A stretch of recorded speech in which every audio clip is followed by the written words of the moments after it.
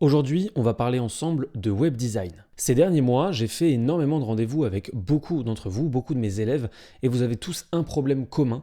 Toutes vos boutiques se ressemblent. Le problème, c'est que vous utilisez Shopify à 10% de son potentiel seulement. Vous ouvrez votre compte, vous paramétrez grâce à ma chaîne YouTube bien souvent, vous posez vos produits et ensuite vous envoyez du trafic. C'est vraiment pas comme ça que ça marche. Le problème, c'est que vous ne faites pas de web design. Le web design, c'est pas que pour les grandes entreprises qui vont embaucher un web designer, qui vont facturer 4000 € et qui va travailler pendant des semaines sur des choses qu'on comprend pas vraiment bien, tout ça pour rendre le site un peu plus beau. Le vrai web design, c'est tout simplement de créer un chemin jusqu'à la conversion, de maîtriser complètement la manière dont vont se balader les différents visiteurs qui vont venir sur votre boutique. Le web design, c'est harmoniser toute votre boutique au niveau couleur, au niveau cohérence, au niveau marque, au niveau positionnement, pour qu'elle passe d'un vulgaire boui-boui ou d'une boutique Shopify comme toutes les autres à une vraie marque de renom, de qualité et de confiance. L'essence même du web design, c'est d'augmenter la valeur perçue. Parce que c'est simple, un bon web design, ça amène naturellement, inconsciemment,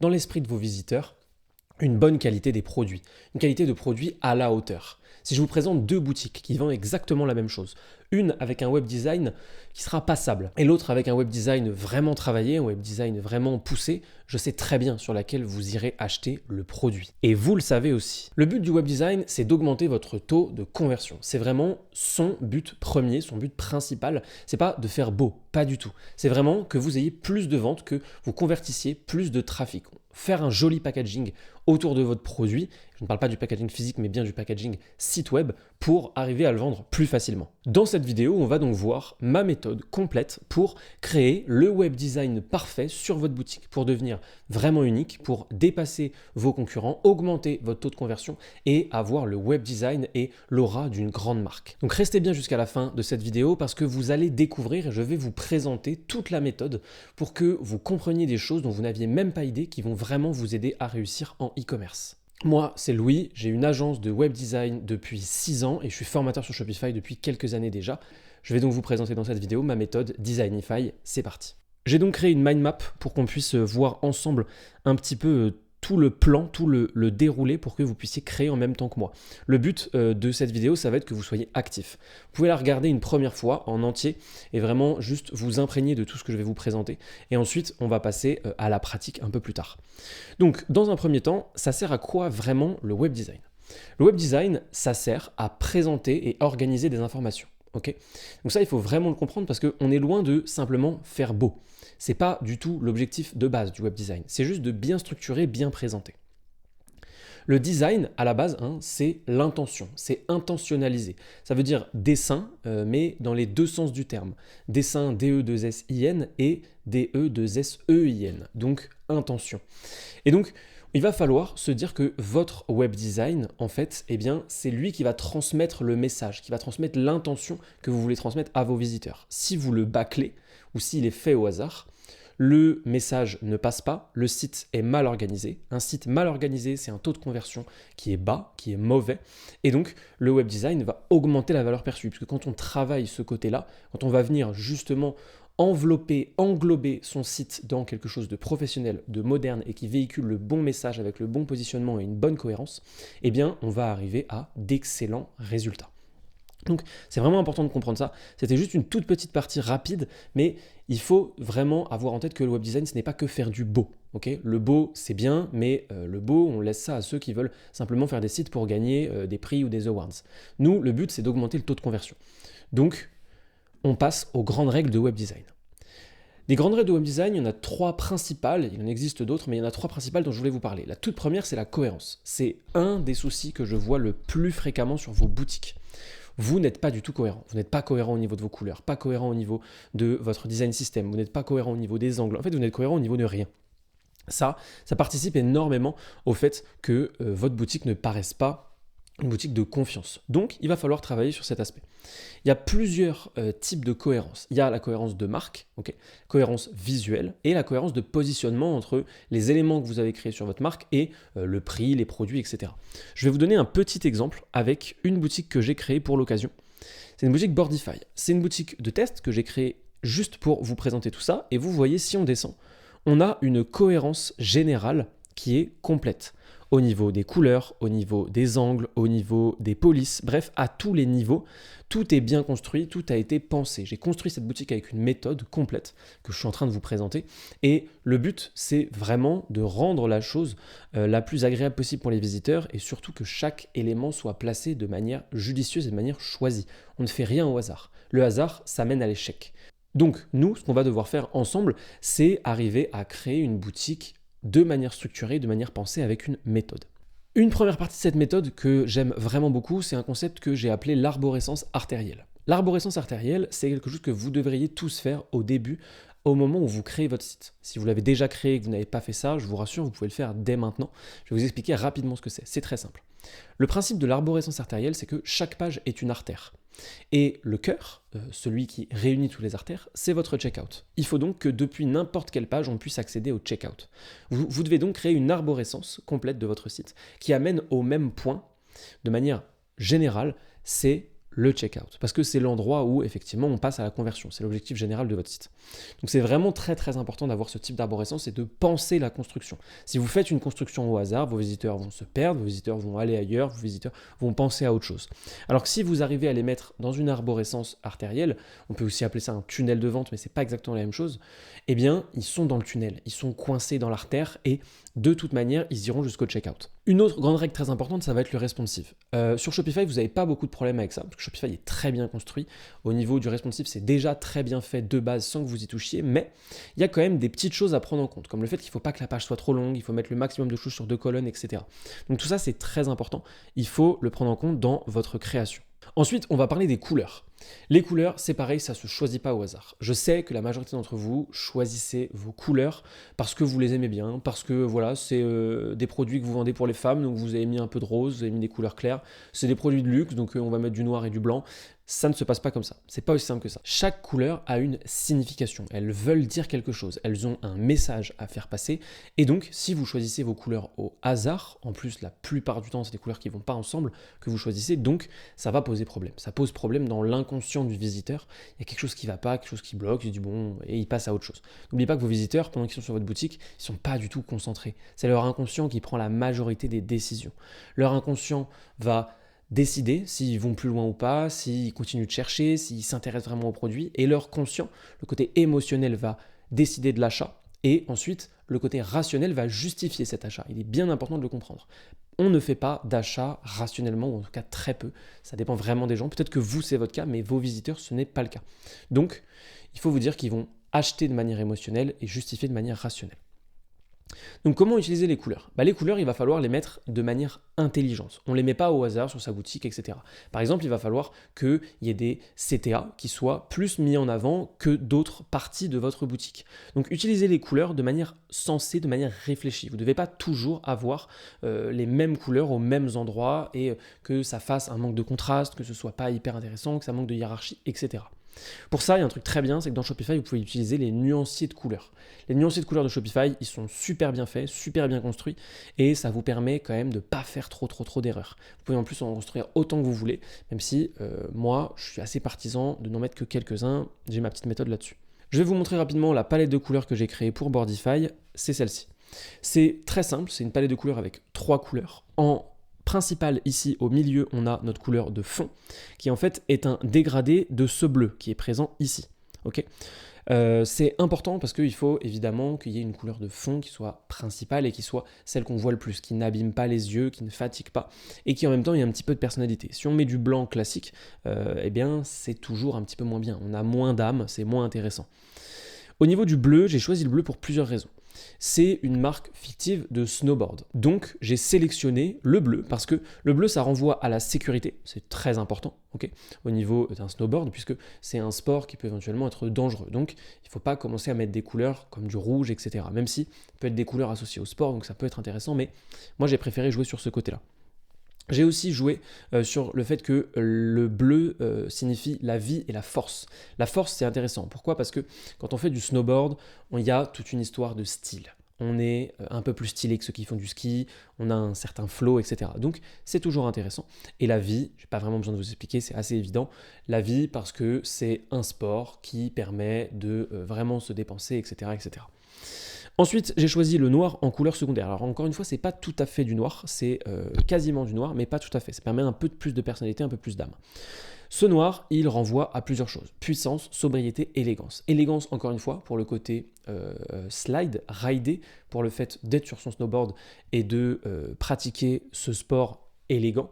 Sobriété, parce que j'ai décidé que c'était une marque qui était relativement sobre, qui faisait les choses de manière assez sobre. Et puis puissance, parce qu'encore une fois, on a envie de se dire que ça va vite, on a envie de se dire que ce sont des produits d'excellente qualité, et que quand on les achète, on est aussi quelqu'un qui prend des bonnes décisions et qui achète des produits de bonne qualité. C'est un peu comme ça qu'il faut le voir.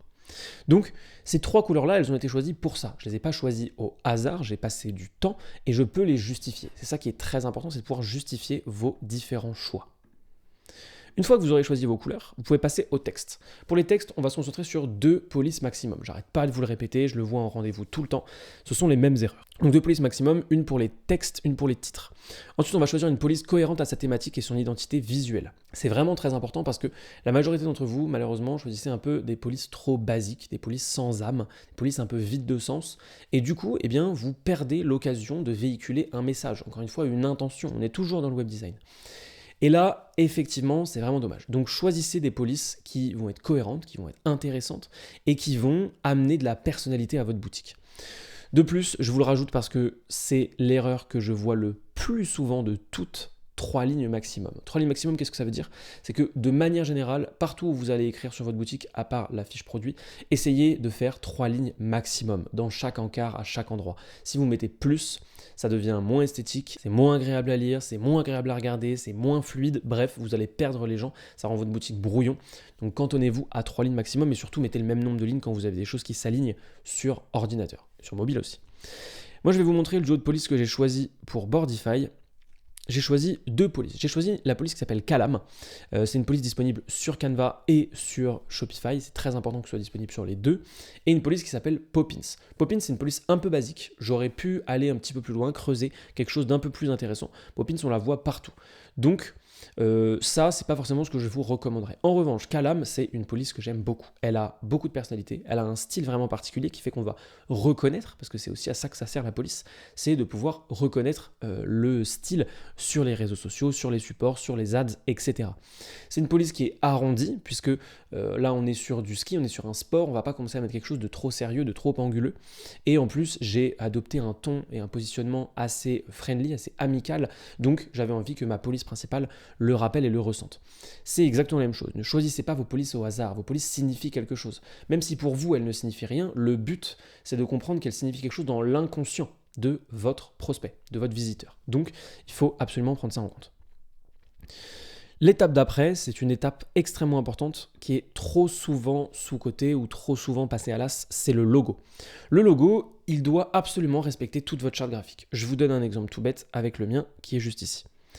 Pour cette boutique, j'ai créé le logo de Boardify avec du coup la police Calam pour Boardify. Et ensuite, j'ai ajouté un logo avec mes couleurs, c'est-à-dire mon blanc-bleu et mon bleu, qui sont les couleurs que j'utilise dans la majorité du site, en tout cas pour les éléments importants et pour le fond. Donc ça, c'est vraiment très important. Si vous avez des couleurs en plus ou des couleurs en moins sur votre boutique, ça n'a plus aucun sens. Votre logo, c'est un peu comme le socle de votre charte graphique. Vous avez toute votre charte graphique qui doit tenir dans votre logo. C'est vraiment important. Donc, prenez vraiment ça en compte, véhiculez des images, véhiculez une idée. Vous pouvez le faire avec Canva, ça c'est vraiment très simple. Vous pouvez le faire avec Canva, il y a tout un tas de moyens d'avoir des logos super sympas. Moi, ce logo, honnêtement, il m'a pris moins de 10 minutes à faire, donc n'hésitez pas à faire quelque chose de vraiment, vraiment sympa. Et ensuite, une fois que vous aurez votre logo, eh bien, il va falloir le valider. Comment on valide un logo? Allez, vous me demandez. C'est très très simple. Le but, ça va être de se poser les bonnes questions. Est-ce que mon logo correspond à mes polices et mes textes? Oui, non. Est-ce que mon logo englobe bien toutes les couleurs de ma charte graphique? Oui, non. Est-ce que mon logo va bien s'intégrer? Est-ce qu'il reflète mon positionnement? Est-ce que c'est un logo abstrait? Est-ce qu'il veut dire quelque chose? Bref, il va falloir se poser les bonnes questions et arriver à avoir un logo qui est bon. Un bon logo, c'est pas si compliqué. Un bon logo, on s'en rappelle, on le remarque et il est cohérent. Ok? Donc essayez vraiment d'atteindre ce but parce que c'est comme ça que ce sera le plus intéressant pour vous. La partie visuelle, c'est une partie extrêmement importante aussi puisque les visuels vont faire beaucoup pour votre boutique de manière générale. Premièrement, il va falloir en mettre le plus possible. Plus vous mettez de visuels, plus votre boutique sera jolie. surtout si ce sont de beaux visuels. C'est pour ça que je vous ai rajouté de les travailler. Travaillez vos visuels. Prenez pas simplement les visuels des fournisseurs, je vous en supplie, arrêtez de faire ça. Commandez vos produits, faites vos propres photos, achetez sur Amazon un kit à 50 € pour vraiment faire de belles images. Et si 50 € c'est trop pour vous, peut-être qu'il faudrait faire autrement. Mais dans tous les cas, travaillez au maximum vos photos. Faites quelque chose de très bien. Si vous avez les moyens de prendre un photographe, évidemment prenez un photographe, faites un shooting avec des acteurs ou des amis. Moi je l'ai fait avec des amis à chaque fois. Ils sont toujours très contents, c'est toujours un très bon moment pour tout le monde. Donc globalement, travaillez vos visuels parce que c'est comme ça que vous allez arriver à avoir une personnalité la plus affirmée possible. Il faut vraiment se dire que des visuels travaillés, ce sera une boutique travaillée, une boutique avec une identité, avec quelque chose qui va vraiment ressortir et qui va attraper le visiteur. Donc, essayez de les travailler au mieux, faites quelque chose de différent. On ne doit pas pouvoir copier vos visuels, ça doit être les vôtres. Une autre boutique ne doit pas pouvoir avoir les mêmes. Vous devez absolument les travailler, que ça ressemble à quelque chose. Travaillez-les avec Canva, ajoutez des avantages dessus, etc. Mais faites quelque chose de beau, faites quelque chose d'intéressant et surtout qui apporte des informations sur vos produits. Moi, je vais vous montrer les petits visuels que j'ai fait pour Boardify. Et ici, par exemple, on a la bannière. La bannière, c'est très bien parce que sur la gauche, on a le sujet de l'image et sur la droite, on a le texte. J'ai fait aussi un effort sur la cohérence des visuels au niveau des icônes. J'ai ajouté des icônes un peu partout dans le même style que certains éléments que j'ai rajoutés sur mes images. Et vous voyez que ça rend extrêmement bien. Tout de suite, on a l'impression de vraiment de passer une étape en termes de style de boutique, en termes aussi de qualité. Parce que là, ça paraît travaillé. Et c'est le cas, c'est travaillé. C'est la même chose ici sur les images produits. Là, vous voyez juste des petits effets, mais ça change quand même vraiment énormément, ça change beaucoup de choses. Ici, encore une fois, on est sur quelque chose de travaillé. Quelqu'un ne peut pas avoir exactement les mêmes. J'ai bien bossé sur mes images, j'ai créé quelque chose de cohérent avec un style cohérent, c'est très important et c'est très bien fait. Là, sur les collections, eh bien, c'est exactement la même idée. Okay, on arrive sur des images qui sont travaillées, qui sont détourées, qu'on est venu rendre un peu cohérentes, on est venu chercher des éléments bleus, y compris dans les habits des sujets. Bref, le but, ça va vraiment être de créer de la cohérence un peu partout. Encore une fois, on retrouve nos petites icônes. Là, nos petites images qui sont très bien. Et encore une fois, ici, on n'oublie pas que notre logo s'intègre parfaitement à tout le reste de la boutique. C'est parfaitement cohérent et tout va très bien ensemble. Donc voilà, ça c'est la partie visuelle, c'est une des parties les plus importantes et c'est surtout une des parties les moins travaillées en général. Donc ça, il va vraiment falloir faire un effort dessus. Ensuite, là on rentre dans le très concret, on rentre directement dans Shopify. Maintenant que vous avez tout construit en dehors de Shopify, eh bien le but ça va être de construire dans Shopify. Donc, la première chose, ça va être de maîtriser toutes les sections. Vous devez connaître la manière dont fonctionne chaque section des thèmes gratuits de Shopify. J'arrête pas d'entendre que pour faire un beau web design, il faut un thème payant, cher, etc. C'est une énorme connerie. Mais quand je vous dis une énorme connerie, c'est que vraiment, c'est à deux doigts du mensonge. Il faut vraiment vous dire qu'on peut faire de très belles boutiques avec le thème Dawn. La boutique Boardify est faite avec le thème Dawn à 100%.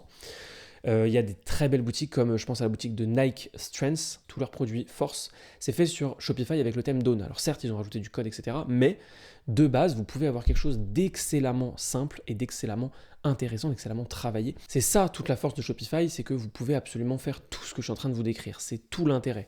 C'est pour ça que j'adore Shopify. Vous pouvez travailler complètement votre boutique, complètement l'arborescence, complètement tout ça dans un cadre fait par Shopify qui vous permet de ne pas faire trop d'erreurs, mais pour ne pas faire d'erreur, il faut quand même essayer de faire quelque chose. Si vous ne faites rien, il ne se passe juste rien. Donc, travaillez tout ça, pensez la structure de votre site, pensez l'arborescence, pensez la charte, pensez le design system, etc. Ensuite, on part sur la mise en page. Pour la mise en page, il va y avoir plusieurs règles à comprendre. Premièrement, une règle de hiérarchie. La hiérarchie, ça va être le fait que certaines informations sont plus importantes et donc doivent être mises en valeur par rapport à d'autres. Ça, c'est important parce que si vous ne le prenez pas en compte, vous n'allez tout simplement pas arriver à hiérarchiser vos informations et donc faire passer les bons messages. Par exemple, certains d'entre vous, je le sais, ont des textes plus gros que certains titres. Certains d'entre vous ont des pilules de variantes plus gros que certains prix. Et tout ça, ce sont des choses qui vont vous poser problème. Quand vous avez des icônes plus gros que votre bouton ajouté au panier sur votre page d'achat, sur votre fiche produit, ça pose un très gros problème. Puisque la hiérarchisation, c'est tout simplement mettre en avant les informations les plus importantes. Et donc, ça passe par le fait de structurer, de savoir quoi mettre en plus important. Donc, réfléchissez bien à tout ça parce que c'est ce que vous allez devoir faire sur votre boutique. Il y a aussi l'harmonisation. Évidemment, dans la mise en page, c'est une histoire de cohérence et d'harmonisation. On en parlait au début, mais on en reparle ici. Parce que quand on va créer sa mise en page, si vous utilisez plusieurs sections différentes, il va falloir les harmoniser, les rendre identiques, tout en modifiant les textes, les images, etc. Comme ça, vous aurez quelque chose d'harmonieux, quelque chose d'agréable, quelque chose de cohérent, quelque chose qui va naturellement favoriser un terrain propice à l'achat. Et évidemment, mettez en avant les CTA, je viens de vous le rabâcher, mais je vous le redis parce que c'est vraiment très très très très important, hein. Le but d'une boutique Shopify, c'est pas de faire des grandes choses ou de faire des choses incompréhensibles, c'est vraiment de structurer sa pensée, de comprendre comment on construit, de comprendre comment on construit surtout le chemin vers l'achat, et ça passe par mettre en avant les CTA, bien entendu. Hop, on continue. Au niveau de la construction des pages, je vais vous donner l'exemple de la boutique Boardify. Qu'est-ce que j'ai fait ? Il faut comprendre que tout doit pouvoir être justifié. Donc, en haut, on a notre barre d'annonce. Notre barre d'annonce, il faut qu'elle soit avec plusieurs annonces. Comme ça permet de défiler, de faire une espèce de diaporama tout seul. Il faut aussi que ce soit cliquable. Ici, on a les réseaux sociaux. Réseaux sociaux égale j'ai déjà des comptes partout, égale on peut avoir confiance en moi. J'existe partout. Je ne suis pas juste une boutique que vous avez trouvée dans une ads sur Facebook. Ensuite, on arrive directement sur le logo, cohérent avec le reste de ce qu'on voit. Notre œil, il se balade directement dans tout. Donc si le logo est cohérent, tout va bien. Ça rentre dans un ensemble. Ensuite, au niveau du menu, c'est très important, chaque élément est bien pensé, bien réfléchi. Accueil, même si on peut avoir accès à l'accueil ici, la plupart des gens ne le savent pas. Comme je vous l'ai déjà dit très souvent, quand on construit une boutique, il faut la construire pour quelqu'un qui a 7 ans. 7 ans, c'est l'âge très précis où si on vous explique quelque chose et qu'on vous le montre, vous allez le comprendre. Si on ne vous l'explique pas et qu'on ne vous le montre pas, vous n'allez pas chercher à comprendre. Donc, il faut construire sa boutique pour des gens qui ont 7 ans. Ensuite, Snow Homme, Snow Femme, ok ? Pourquoi est-ce que j'ai choisi de mettre des emojis à ce moment-là ? Parce que c'est les endroits où j'ai envie que ça clique le plus. Vous voyez, ça ressort. Tout de suite, on y va beaucoup plus que sur tous les snows ici. Moi, j'ai envie qu'il y ait directement quelque chose qui arrive, que les gens puissent cliquer pour arriver à l'endroit où vont être les produits qui les intéressent. Ensuite, il y a tous les snows et ensuite, il y a contactez-nous. Pourquoi contactez-nous ici dans le header ? Tout simplement parce que, encore une fois, ça rajoute de la confiance. On peut me contacter, égal, j'existe vraiment, il y a vraiment quelqu'un, c'est une vraie marque. Tout ça, c'est inconscient, mais le fait de le faire, c'est une très bonne chose. Ensuite, on arrive sur notre en-tête. Sur notre en-tête, on a un sujet. Le sujet, il est en train d'effectuer l'action principale de notre produit, faire du snowboard. Donc tout de suite, on comprend de quoi on parle. Mais c'est pas suffisant. Peut-être que c'est une marque qui vend des casques, des lunettes, des manteaux. Donc, on vient ici éclaircir le propos, les snowboards professionnels. Ok ? Première partie de la phrase, très importante. On définit tout de suite ce qu'on va vendre sur cette boutique. Et ensuite, on rajoute un élément extrêmement important, fait en Savoie. Fait en Savoie, ça signifie que c'est fait en France. En Savoie, en plus, donc terre de montagne, terre de pistes de ski et donc terre de pistes de snow. Et c'est là que ça devient intéressant. C'est que là, on est vraiment, en fait, on est déjà en train de créer une petite histoire, un petit storytelling. Tout ça, ça passe par le web design. Ensuite, on a deux boutons. Tout voir, c'est notre bouton principal. Et bouton de notre histoire, un bouton secondaire qui se voit forcément beaucoup moins, puisqu'il est moins important. On descend un petit peu et on arrive sur 3 icônes. Fabriqué en Savoie, on le rajoute au cas où les gens ne l'avaient pas vu. Par des passionnés, donc en plus on rajoute de la confiance, c'est fait par des gens qui savent ce qu'ils font. Et matériaux de première qualité, des snowboards de qualité. Là on peut commencer déjà aussi à justifier le prix qui va arriver ensuite. Ensuite, première chose, on arrive sur les produits. C'est extrêmement important d'arriver très vite sur les produits. Comme ça on ancre, pour ceux qui n'ont vraiment rien lu du tout, qui sont arrivés, on ancre tout de suite. Ok, ils vendent des snowboards. Tout affiché, très important. Et puis, on arrive sur un qui sommes-nous. Pourquoi est-ce que le qui sommes-nous est important ? Le qui sommes-nous, il donne de la confiance, il permet de séduire, il permet de créer un lien humain. Et le lien humain, c'est ce qui va, dans la majorité des cas, vous permettre de vendre quand vous êtes inconnu, quand vous n'avez pas beaucoup de budget pub et que vous essayez de vous lancer, créer du lien humain, raconter votre histoire. C'est vraiment très, très important. Et donc ici, c'est exactement ce qu'on a fait avec une image, etc. Le bouton n'est pas aussi important que les boutons principaux parce qu'ils n'amènent pas vers les produits directement. Ensuite, on arrive sur toutes les collections. Là, on présente toutes les collections parce que ça y est, la personne, elle a vu ce qu'on vendait, elle a vu qui on était, et bien c'est le moment de lui présenter un petit peu tout pour qu'elle choisisse où elle va. Mais si jamais elle veut continuer de descendre, eh bien elle peut. Parce que ici, on a parlé de 3 petites choses. Ça peut être vos motivations, ça peut être vos valeurs, ça peut être votre mission, des choses dont vous avez envie, de encore en rajouter une couche. Bref, c'est le moment où on va créer un peu plus de confiance, parler un petit peu plus, pas trop écrire, encore une fois, hein, vous voyez, je respecte ce que je vous ai dit tout à l'heure avec les 3 lignes, c'est très important. Je le respecte aussi ici, 2 lignes ici, 3 lignes ici. Donc c'est vraiment important de respecter tout ça. Et ça vous permet tout simplement de vous étaler un peu plus, de créer de l'humanité, créer du lien. Si jamais on continue de descendre, eh bien là, c'est que la personne, elle a déjà vu les produits, elle a compris ce qu'on vendait, elle a vu toutes les collections, elle continue de descendre. Donc elle est peut-être simplement là pour s'informer. C'est le moment de mettre le blog. On va pas mettre le blog plus haut parce que sinon on vient parasiter la possibilité qu'elle soit là pour trouver un produit. Non, on va le mettre plus bas parce qu'elle a déjà passé tous les produits, la personne. Et donc là, on propose des articles de blog si vous en avez évidemment. Si vous n'en avez pas, je vous invite quand même à en rédiger quelques-uns pour pouvoir montrer que vous êtes actif. Article de blog égale expertise. Expertise égale confiance en les produits. Confiance en les produits égale facilité d'achat. C'est aussi simple que ça. Ensuite, on remet de la confiance. La confiance, c'est le plus important. En remettant de la confiance, qu'est-ce qu'on met? Eh bien, on met envie de nous parler, une question sur nos snows, une demande, etc. Donc, un moyen de contact. Et puis, on finit par tous les produits. Parce qu'une fois que la personne est arrivée en bas, eh bien, il faut lui reproposer. Peut-être qu'il y en a qui seront descendus très très vite, qui vont arriver en bas et qui vont cliquer ici. Et dans le footer, vous voyez, c'est un footer bien construit, un footer en plusieurs sections. On a une première section ici, enfin une première colonne, une deuxième colonne, une troisième colonne ici, avec le logo ainsi que un petit slogan. Et puis ensuite, on a ici l'email, les réseaux qu'on remet et les logos de paiement. Donc vous voyez, la construction d'une page, ça ne se fait pas au hasard. Chaque chose doit être réfléchie et pensée. Sur votre fiche produit, c'est encore plus le cas. C'est tellement important que ça change tout. C'est ce qui fait que votre taux de conversion peut passer de 2 à 4% facilement, ou même de 1 à 4% ou de 0,5 à 4%. Le web design, c'est le packaging, c'est la valeur perçue, c'est ce qui fait qu'on vous fait confiance ou non. Si vous ne faites pas de web design, si vous passez cette étape, vous allez vous planter. Le but, donc, ensuite, ça va être d'avoir quelques petits documents. Les petits documents que vous allez devoir avoir, c'est très simple. Ça va être un design system. Il faut que vous ayez un design system sur votre boutique. Vraiment, c'est très très important. Et puis une charte graphique. La charte graphique aussi, c'est très important. Ça vous permet d'être cohérent sur toutes vos pages, sur toutes vos sections, sur tous vos éléments, tous vos visuels. Évidemment, texte et logo. Et puis aussi sur tous les autres endroits, les réseaux sociaux, les éventuels supports, les ads, etc., etc. C'est vraiment comme ça que vous allez pouvoir créer du web design. Le web design, ce n'est pas faire beau. Le web design, c'est créer quelque chose de cohérent, de solide, de pérenne et qui donne confiance pour mener à l'achat. Je viens de vous résumer à peu près 10% de la méthode de Designify, mais ce n'est pas terminé. Vous avez maintenant deux choix qui s'offrent à vous. Le premier, ça va être de tout faire vous-même, de chercher, d'apprendre, d'essayer de trouver, de vous creuser la tête et d'essayer, tant bien que mal, autant que possible, de rattraper les 6 années que moi je viens de passer en tant que web designer professionnel à créer toute cette méthode.